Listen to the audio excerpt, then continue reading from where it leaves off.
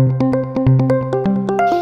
morning and happy Mother's Day, Kid City. How are you guys doing today? Why? Oh, why are you laughing at me? There's something wrong with my voice? Oh my, there is something wrong with my voice. Oh boy, we must be having some technical difficulties.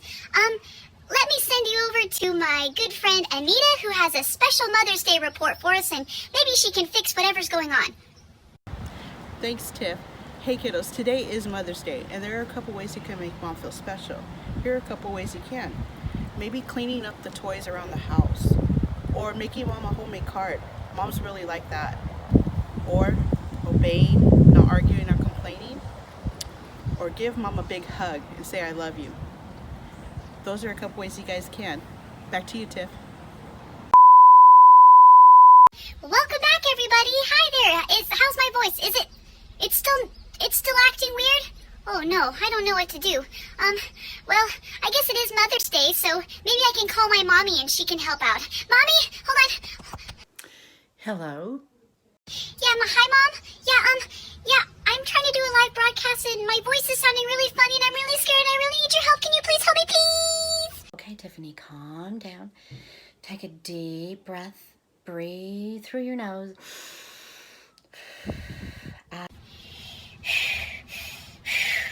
Okay.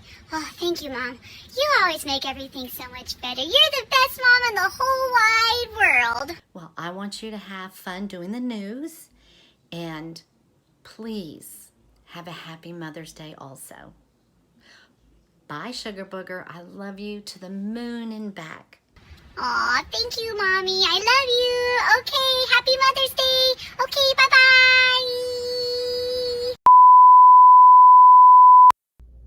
Hi there, kids. All right, to start us off, I have a question for you. Have you ever gone through something really hard and you just didn't understand why it had to happen? Maybe you said, that's just not fair.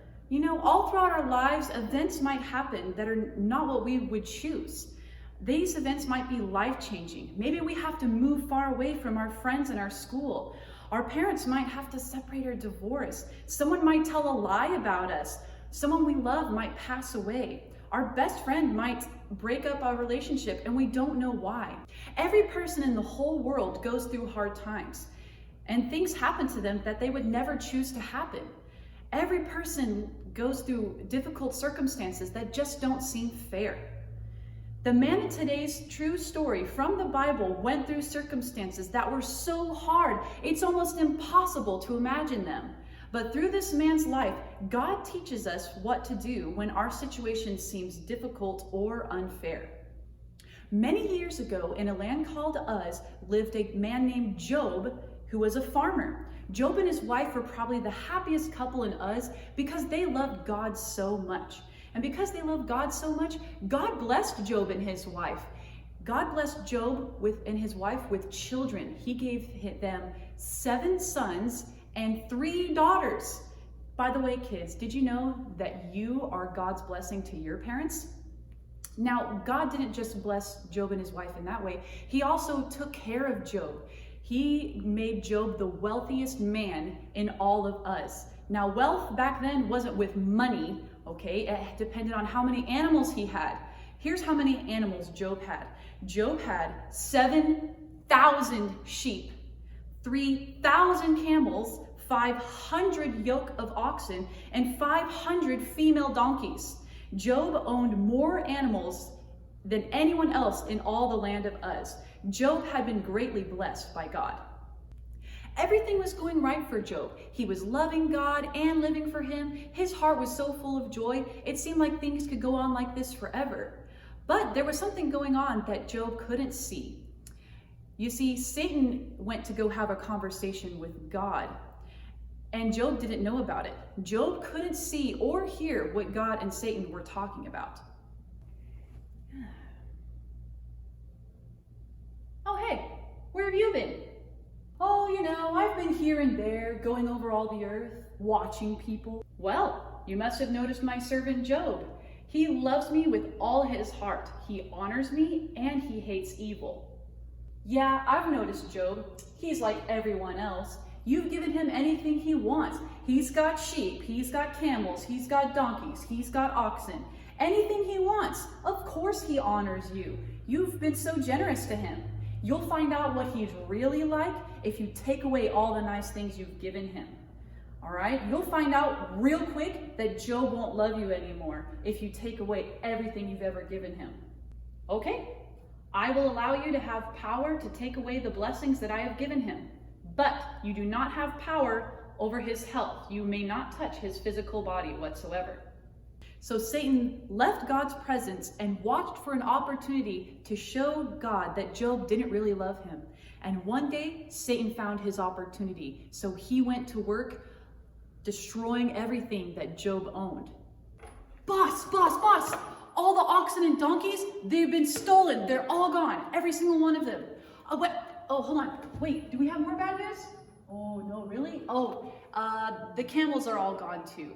I'm so sorry about that. Wait, the sheep? Oh, the sheep too? Okay, and all the sheep are burned up. I'm so sorry. Hold on, wait, there's more. Oh, really? Oh, I have to tell him? Oh, okay. I'm sorry to say, boss, but some wind blew your house down and all your sons and daughters were inside and they all perished. I'm so sorry to tell you this. Job's heart was so full of sorrow. He didn't understand why all these bad things had to happen to him. But there were a few things Job did know. Job knew he loved God. Job knew God was always good. Job knew God was always right. Job knew he could trust God. Romans 8:28 says, "And we know that all things work together for good to them that love God, to them who are called according to his purpose." So Job did something amazing. Job bowed down upon the ground and worshiped God. I came into this world with nothing, not even one piece of clothing on my body when I was born. When I die, I will again have nothing. God has been so good to me. He's given me all I had and all I owned. He gave it to me and he took it away. Blessed be the name of the Lord. Satan didn't understand. He had thought Job was going to stop loving God when all of Job's good things were taken away. So Satan went back into God's presence. Have you noticed my servant Job? There's not another man like him. He loves me with all his heart and he hates evil with all of his heart. Notice how much he loves me. Even when you took away all of his possessions, he didn't quit serving me. You see, you found out the truth about Job. You see, Job is still strong and healthy. If you take away his good health, he'll quit serving you. If you make his body full of pain, he will hate you. All right, he's in your hand.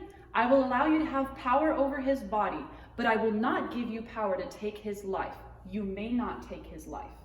And Satan attacked Job's body by sending horrible, painful sores that covered Job from the bottom of his feet to the top of his head. The sores were so painful that Job could neither work during the day or sleep at night. Finally, Job hit rock bottom. He sat in the ashes where they burn trash, and he picked up a piece of a broken pot and began scraping at his sores. His wife came up to him and she had given up. She told Job, "Why don't you just stop loving God and curse God and die?" Job's friends weren't much help either. They came up to him and they tried to give him reasons why all this was happening. "You've sinned, you're a hypocrite, and you should have been punished." They were no help whatsoever. God was pleased with Job. He knew Job trusted him, and he knew Job knew that God was right. God healed Job's body and his heart. He gave Job twice as many sheep, camels, oxen, and donkeys as he had before. And he gave Job 7 more sons and 3 more daughters. And Job and his wife were happy again. In the end, after all the hardships Job faced, Job realized he could always trust God. He realized that God knew everything and he knew very little. The same God that Job trusted all those many years ago is your God today. In your trial, you can make the choices that Job made. Remember that everything good in your life has come from God. Remember that since God has given you everything you have, He has the right to take it away. Remember that God is able to take even the hardest trials and make them work for good in the lives of those who love him. And remember, God is always good, and God is always right. He is your creator, and you can trust him in every circumstance, including the hard ones. Thank you for listening today, and I hope you guys have a great day.